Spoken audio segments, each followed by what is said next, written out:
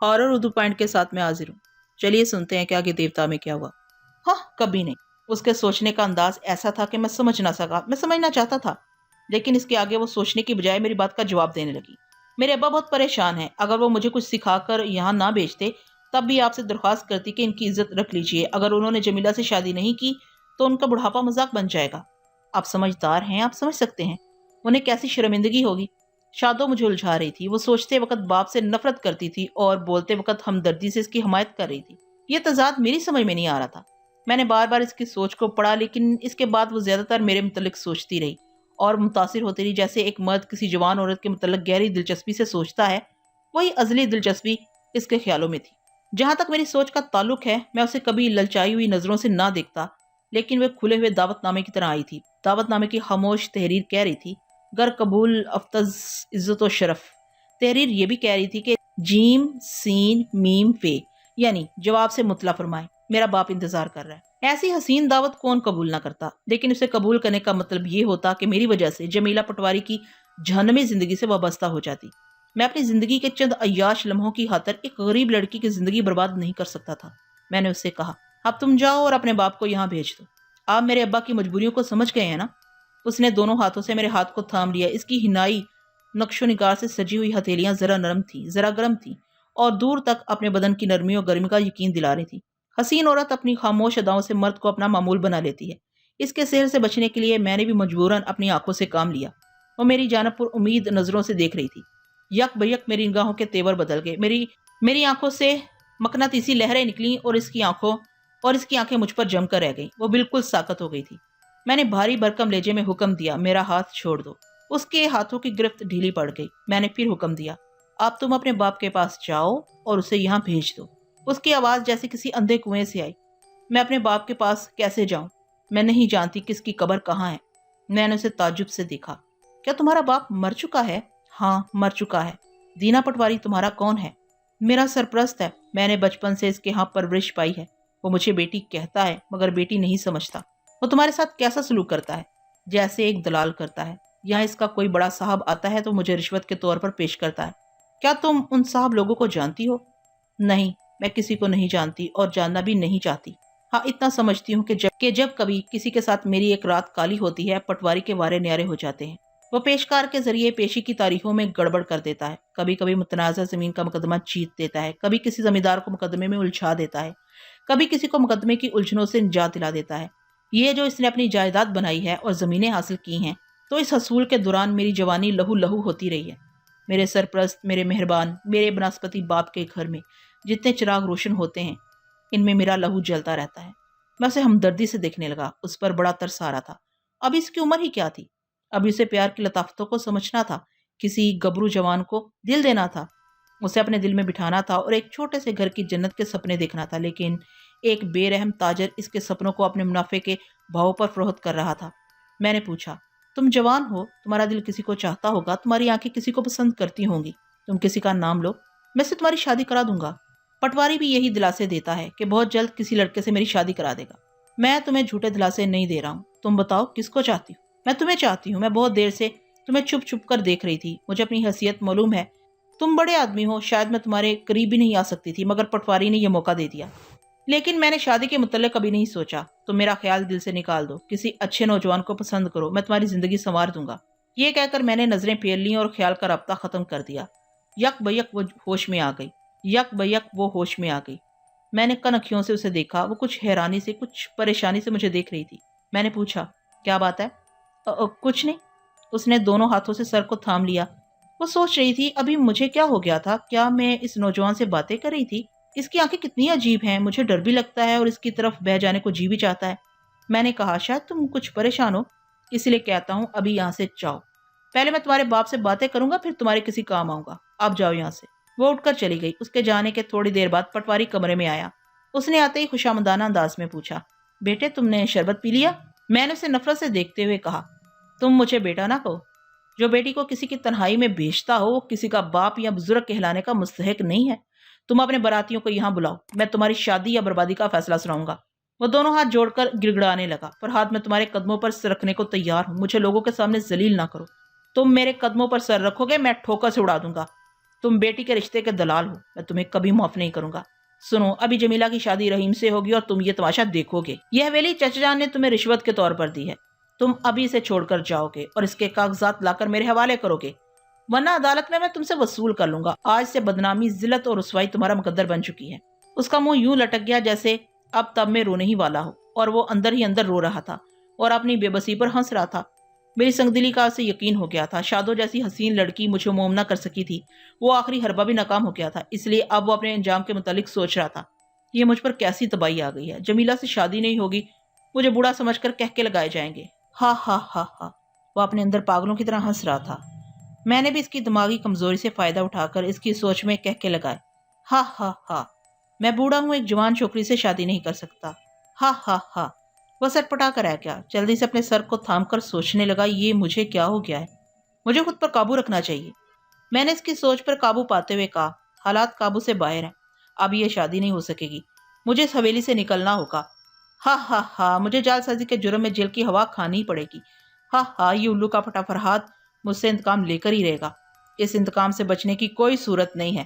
ہا ہا ہا، وہ اچانک ہی اپنی بے بسی پر سچ مچ ہنسنے لگا۔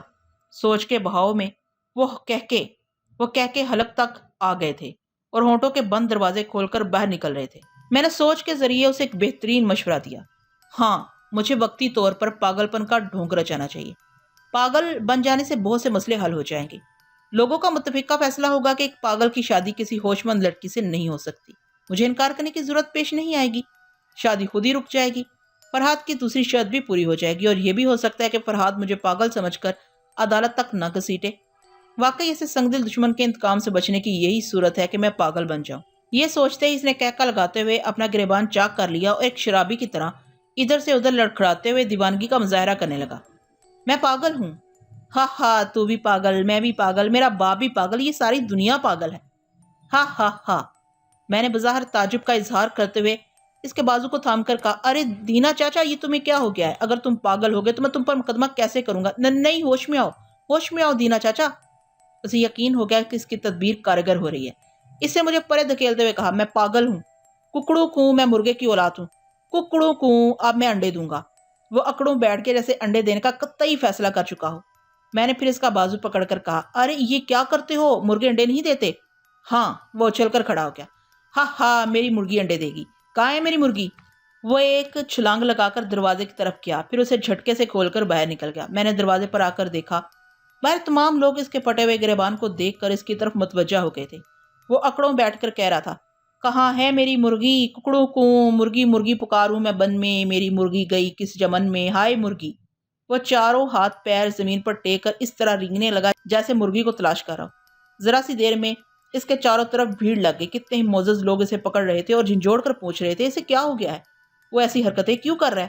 جواب میں وہ الٹی سیدھی ہانک رہا تھا۔ یار میری طرف آئے، ایک نے مجھ سے پوچھا تو میں نے جواب دیا، آپ لوگوں نے دیکھا کہ میں نے اسے اپنی زمینوں کے اصلی کاغذات دکھائے تھے، اس نے میرے چچا جان کے ساتھ مل کر مجھے اور قانون کو جو دھوکہ دیا ہے، اس کا ٹھوس ثبوت میرے پاس دیکھ کر اس کے دماغ کو صدمہ پہنچا ہے۔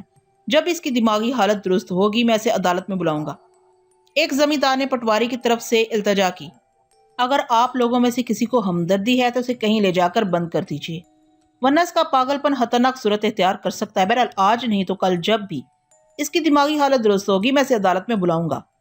ایک زمیندار نے پٹواری کی طرف سے التجا کی، فرہاد یہ درست ہے کہ تمہیں اس نے دھوکہ دیا ہے، لیکن قدرت کی طرف سے اسے سزا مل رہی ہے بیٹے، اسے معاف کر دو اور صلح صفائی سے اپنا حق حاصل کر لو۔ میں نے کہا، اگر آپ سب یہ چاہتے ہیں کہ عدالت تک نہ جائے تو میں آپ کی بات تسلیم کر لوں گا، لیکن ابھی چند باتوں کا فیصلہ ہو جانا چاہیے۔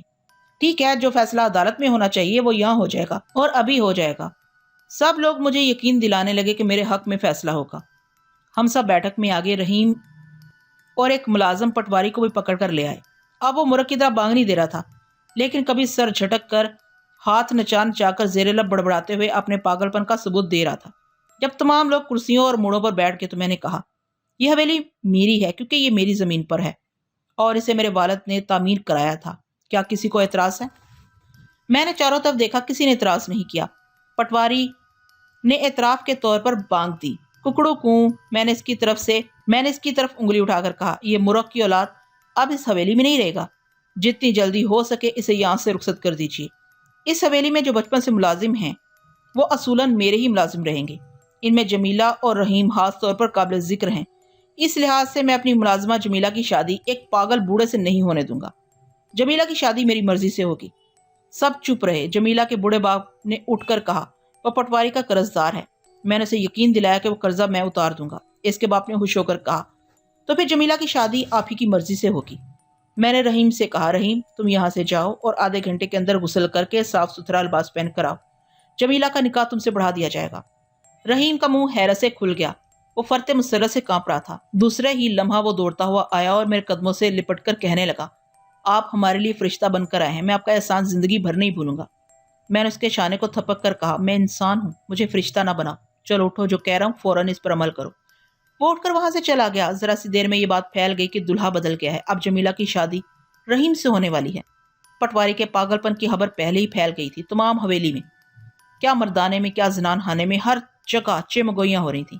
کسی کو حیرانی تھی کہ جمیلہ کی تقدیر کیسے بدل گئی، کسی کو تجسس تھا کہ پٹواری پاگل کیسے ہو گیا۔ یہ دونوں باتیں نہ جانے کتنے دنوں تک دلچسپی کا باعث بننے والی تھی۔ جنہیں پٹواری سے ہمدردی تھی اور جنہیں میرے فیصلے پر غصہ آ رہا تھا، وہ اسی وقت حویلی چھوڑ کر چلے گئے۔ کانٹے خود ہی راستہ صاف کر گئے۔ 1 گھنٹے کے بعد جمیلہ اور رحیم کا نکاح پڑھا دیا گیا۔ پھر کھانے پینے اور ہنسنے بولنے میں شام ہو گئی۔ جب دعوت میں شریک ہونے والے رخصت ہو گئے تو میں برسوں کی بچھڑی ہوئی حویلی کو دیکھنے کے لیے اندرونی حصے میں چلا آیا۔ میں نے 6 برس کی عمر میں اس گھر کو چھوڑا تھا۔ ایک بوڑھی عورت نے مجھے وہ کمرہ بتایا جہاں میں نے جنم لیا تھا۔ وہاں کتنے ہی کمرے اور کتنی ہی چیزیں ایسی تھی جو ماضی کی یادیں تازہ کر دیتی تھی۔ وہ بوڑھی مائی میرے والدین کی زندگی کا ایک ایک صفحہ کھولتی جا رہی تھی۔ میں چشم تصور میں اپنی والدہ کی محبت اور والد کی عظمت کی کتنی ہی تصویریں دیکھتا جا رہا تھا۔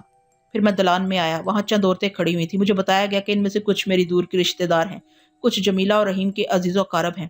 ان کے درمیان شادو سر جھکائے کھڑی تھی۔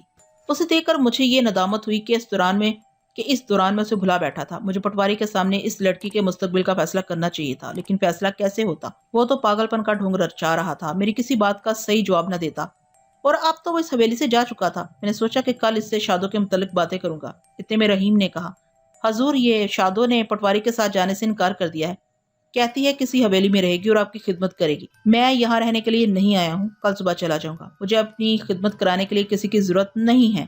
ہاں مگر یہ یہیں رہے گی، کہیں سے اس کے رشتے کی بات آئے تو میں اس کی شادی کروا دوں گا۔ شادو نے سر جھکا لیا۔ رحیم مجھے دلہن کے کمرے میں لے کر آ گیا۔ جمیلہ سیج پر گھونگھٹ کاڑے بیٹھی تھی۔ جب اسے بتایا گیا کہ میں آیا ہوں تو اس نے ہاتھ اٹھا کر آداب کہا۔ اب وہ سیج سے اتر کر میرے قدموں کو چھونا چاہتی تھی، لیکن میں نے اسے روک دیا۔ اس کے سر پر ہاتھ رکھ کر بزرگانہ انداز میں اسے دعائیں دی اور رحیم سے کہا کہ آج سے وہ میرا خاص ملازم ہے۔ زمینوں کی آمدنی کا حساب اور حویلی کی نگرانی اس کے ذمہ ہوگی۔ اس کے عوض دونوں میاں بیوی کو کھانے کپڑے کے علاوہ 200 روپے ماہوار ملا کریں گے۔ میں نے 2 محبت بھرے دلوں کو ملایا تھا، ان کی شادی کرائی تھی اور ان کے لیے رہائش اور روزگار مہیا کر رہا تھا، اور اب میں ان کے دلوں کا حال پڑھ رہا تھا۔ اب وہ خوشی سے بے حال ہو رہے تھے۔ ان کے دلوں میں میرے لیے اتنی محبت تھی، اتنی عقیدت تھی کہ اگر خدا کا حکم ہوتا تو مجھے سجدہ کرنے کے لیے تیار ہو جاتے۔ اس وقت وہ سوچ رہے تھے کہ آج سہاگ کی پہلی رات وہ شکرانے کی نماز ادا کریں گے اور اپنے رب العزت کے سامنے ہاتھ پھیلا کر میری درازی عمر کی دعائیں مانگیں گے۔ میں وہاں سے بیٹھک میں آ گیا۔ کمرے میں لالٹین کی زرد روشنی پھیلی ہوئی تھی۔ شہر کے ہنگاموں سے دور وہاں مکمل سناٹا اور سکون تھا۔ ایسی جگہ تنویمی عمل اور خیال خانی کی مشقوں کے لیے نہایت ہی موزوں ہوتی ہے۔ میں نے اپنے جوتے اور لباس اتار دیے۔ میرے جسم پر صرف ایک انڈر ویئر رہ گیا۔ اس کے بعد میں یوگا کی مشقیں کرنے لگا۔ آدھ گھنٹے کے بعد میں بستر پر آ کر بیٹھ گیا۔ اب مجھے پٹواری کی خبر لینی تھی۔ اس حقیقت کو تو میں ہی جانتا تھا کہ وہ پاگل نہیں ہے، لہٰذا وہ پاگل پن کے پس پردہ میرے خلاف کوئی سازش بھی کر سکتا تھا۔ میں تھوڑی دیر تک اس کے متعلق سوچتا رہا، پھر آنکھیں بند کر کے اس کا تصور کیا۔ وہ جہاں بھی تھا تنہا تھا، کیونکہ خیال ہی خیال میں اپنے آپ سے باتیں کر رہا تھا۔ کیا مصیبت ہے، میں کب تک ان زنجیروں سے بندھا رہوں گا؟ میں نے تو معمولی سے پاگل پن کا مظاہرہ کیا تھا۔ ایک بے ضرر پاگل کو زنجیروں میں جکڑا نہیں جاتا، مگر میرا بڑا بیٹا حمدو مجھے خطرناک پاگل سمجھ رہا ہے اور دوسروں کو بھی سمجھا چکا ہے۔ میں اس کی چال کو اچھی طرح سمجھ رہا ہوں۔ وہ مجھے پاگل خانے بھیج کر تمام زمین و جائیداد پر قبضہ کرنا چاہتا ہے۔ پاگل دا پتر اپنے باپ کو واقعی پاگل سمجھ رہا ہے۔ ویسے وقتی طور پر پاگل بن کر میں دوستوں اور دشمنوں کے اصلی چہرے دیکھ رہا ہوں۔ میری گھر والی نے میرے پاگل ہو جانے پر ذرا بھی افسوس نہیں کیا۔ وہ تو پہلے ہی مجھ سے خار کھائے بیٹھی تھی، کیونکہ میں جمیلہ کو اس کی سوکن بنا کر لانے والا تھا۔ اب وہ خوش ہے اور میرے سامنے کئی بار ہاتھ اٹھا کر دعا مانگ چکی ہے کہ میں ہمیشہ کے لیے پاگل ہو جاؤں۔ عورت کے لیے ایک پاگل خاوند اس ہوشمند خاوند سے 1000 درجہ بہتر ہوتا ہے جو سوکن لاتا ہے۔ میری بربادی اس کی ہنا بادی ہے، اس لیے وہ بہت ہی خوش ہے اور بڑے سکون سے سو رہی ہے۔ دوسرے کمرے سے اس کے ہراٹوں کی آوازیں آ رہی ہیں اور मैं उल्लू का पट्टा बनकर जाग रहा हूँ। मुझे जोर की भूख लगी है। किसी ने अब तक मुझे एक लुकमे के लिए भी नहीं पूछा। ये लोग क्या समझते हैं कि पागलों को भूख नहीं लगती? अरे कोई है? अरे बगैर तो कमीनों, मैं सारी उम्र अपनी कमाई खिलाता रहा, आज तुम में से कोई मुझे रोटी का एक टुकड़ा खिलाने वाला नहीं है। हाँ, ये कैसी दुनिया है। मैं फरहाद जैसे लोगों से सब कुछ छीनता रहा और अब मेरी औलाद वो मालिक निमत मुझसे छीन लेना चाहती है। मुझे पागल समझकर रोटी का एक लुकमा तक छीन चुकी है। जब से ये दुनिया आबाद हुई है, छीनने और झपटने का अमल जारी है। आह, अगर मैं सारी दौलत समेटने की बजाय अपनी आकबत संवारता तो आज मुझे पागल बनने की जरूरत पेश न आती। ऐसे वक्त ये बात कितनी सच्ची और खरी साबित होती है कि इस दुनिया के लोग हमसे इस दुनिया की तमाम चीजें छीन सकते हैं, लेकिन नेकी से हासिल की हुई आकबत कोई नहीं छीन सकता। खुदाया, वक्ती तौर पर पागल बनकर मैंने तेरी दुनिया का असली चेहरा देख लिया है। मैं सिद्के दिल से तौबा करता हूँ, मेरे पिछले गुनाह माफ कर दे। मैंने अब तक जिन लोगों पर जुल्म किया है अब इसकी तलाफी करूंगा। जिनका नुकसान किया है इनका नुकसान पूरा करूंगा। मेरा सबसे बड़ा गुनाह यह है कि मैं शादों को बेटी बनाकर दलाली करता रहा और एक बाप के रिश्ते की अजमत को मजरू करता रहा। अब मैं वाकई एक बाप का फर्ज अदा करूंगा और इसे किसी अच्छे घराने में इज्जत आबरू से ब्याह कर रुखसत कर दूंगा। कल सुबह जमीला के पास भी जाऊंगा, इससे माफी मांगूंगा और एक बाप बनकर इसके सर पर हाथ रखूंगा। काश के मेरी तरह दुनिया के तमाम लोग पागल हो जाते और मेरी तरह नेकी और सच्चाई के रास्ते को पा लेते। यह दुरुस्त है कि इंसान बहुत ज्यादा अक्लमंदी के जाम में खुदा से दूर हो जाता है। खुदा तक पहुंचने के लिए फरजानगी की नहीं, दीवानगी और जज्बियत की जरूरत है। वो सोचते सोचते एक साथ के लिए रुक गया, फिर कुछ देखने लगा। इसके मुतल्लिक इसका दिमाग सोचने लगा। वो सोच रहा था कि दरवाजा खुल रहा है। इसका बड़ा बेटा हमदू दहलीज पर खड़ा अपने बाप को घूर घूर कर देख रहा है और अब वो दहलीज पार करके दरवाजे को अंदर से बंद कर रहा है। इस वक्त पटवारी ने कहा, दरवाजा बंद ना करो, मैं पागल नहीं हूँ। मेरी जंजीरें खोल दो, दरवाजा खोल दो। तुमने क्या समझकर मुझे कैद कर रखा है? पागल। हमदू की सोच भी मेरी दिमाग तक पहुंच गई। पहले पहल जब मैंने ख्याल आने की इब्तिदा की थी, इस वक्त मैं सिर्फ एक ही शख्स की सोच को पढ़ सकता था। अगर दो शख्स बातें कर रहे हों तो एक वक्त में एक ही शख्स की सोच की लहरें मेरे दिमाग तक पहुंचती थी, लेकिन अब ये इल्म रफ्ता रफ्ता वुसअत इख्तियार कर रहा था। मेरी दास्तान हयात के इस दिलचस्प पहलू को समझने के लिए किसी हद तक टेलीपैथी को समझना जरूरी है और टेलीपैथी को समझने के लिए इंसानी दिमाग की कारफरमाइयों को समझना लाजमी है। हमारा दिमाग सिर्फ हमारी अपनी बातें नहीं सोचता, हम जिसे छूते हैं इस छूने के रद्द अमल को भी सोचता है। हम जिस चीज को चखते हैं इस चखने की लज्जत का तख्जिया भी करता है। वो कौन सी चीज है और इसका मजा कैसा है। हम जिसे सूंघते हैं इसे भी हमारा दिमाग बताता है कि वो खुशबू किस नवैयत की है। इसी तरह अपने सामने वाले की बातें जब हम कानों से सुनते हैं तो पहले दिमाग तक पहुंचती हैं। अगर पहुंचे तो हम आवाज को, लफ्जों की तरकीब को, कहने वाले की जुबान को, इसके कहने के मफहूम को ना समझ सकें। ये जो हमारा दिमाग है ये एक शफाफ आईना है। जो भी सामने आता है वो वक्ती तौर पर दिमाग के आईने में नक्श हो जाता है। सोच के समंदर का नाम दिमाग है और दिमाग एक टेप रिकॉर्डर भी है। इस रिकॉर्डर के सामने जो बोलता है इसकी आवाज टेप पर रिकॉर्ड हो जाती है और इस तरह हमदू जो कुछ कह रहा था उसे पटवारी के दिमाग का टेप रिकॉर्डर कबूल कर रहा था। उसके दिमागी रिकॉर्ड को मैं सुन रहा था। पागल। हमदू की आवाज पटवारी के दिमाग से नशर हुई। अब्बा तू पागल है और पागल को इस दुनिया में जिंदा रहने का हक नहीं है। अरे पागल दे पुत्र, बकवास ना कर, मैं पागल नहीं हूँ। तुझे कितनी बार समझाऊं कि मैंने फरहाद को धोखा देने के लिए पागलपन का ढोंग रचाया था। ठीक है अब्बा, दुनिया तो ये समझती है कि तू सचमुच पागल है। इनकी समझ के मुताबिक तुझे पागल रहकर फौरन खुदकुशी कर लेनी चाहिए। सब लोग अफसोस करेंगे और यही समझेंगे कि तूने दीवानगी के आलम में खुद को हलाकर डाला है। एक पागल अपने पागलपन से किसी भी वक्त मौत के मुंह में पहुंच सकता है। ये तुझे अमली तौर से साबित करना चाहिए। मैं खुदकुशी नहीं करूंगा। तेरा दिमाग चल गया। मेरा दिमाग अभी दुरुस्त है। तेरे कहने से मैं खुदकुशी नहीं करूंगा। अभी मुझे जिंदा रहना है। अभी मुझे अपनी गलतियों की तलाफी। ये तू क्या कर रहा है? ये जंजीर का हल्का क्यों बना रहा है? नहीं, मुझसे दूर हो जा। देख, मेरे करीब ना। नहीं, ये हल्का मेरी गर्दन में नहीं डाला। मैं समझ गया तेरे इरादे खतरनाक हैं। बेईमान बदजात अपने बाप को मार डालना चाहता है। मर्द का बच्चा है तो मेरे हाथ खोल दे, मैं तुझसे निपट आऊं। पटवारी की आवाज घुट कर रह गई। मैंने चश्मे तस्वर में देखा इसकी गर्दन जंजीर के हल्के में फंसी हुई थी और हमदू जो कुछ कह रहा था वो पटवारी के डूबते हुए ज़हन से नशर हो रहा था। अब्बा, तेरे दिन पूरे हो गए।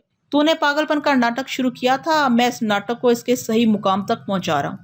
तेरे मरने के बाद मैं तेरे दोनों हाथों को खोलकर जंजीर के हल्के पर रख दूंगा। देखने वाले यही समझेंगे कि तूने वहशत और जुनून की हालत में इस हल्के को अपनी गर्दन में फंसा लिया था और आखिरकार अपनी जिंदगी तमाम कर डाली। पटवारी की दिमागी कुव्वत कमजोर पड़ती जा रही थी। इसके दिमाग में दो सोचें गड़बड़ हो गई थी। एक तो वो खुद ही सोच में बेटे को गालियां दे रहा था। दूसरी आवाज इसके बेटे की थी जो इसके मौफ होने वाले दिमाग में दम तोड़ती जा रही थी। फिर यकलख्त पटवारी के दिमाग का टेप रिकॉर्डर ऑफ हो गया और आवाज बंद हो गई। सन्नाटा छा गया था। شاید حمدو کچھ کہتا ہوگا لیکن میرا رابطہ پٹواری کے دماغ سے تھا۔ چونکہ وہ دماغ ہمیشہ کے لیے چپ ہو گیا تھا، اس لیے اب وہ دنیا کی کوئی آواز نشر نہیں کر سکتا تھا۔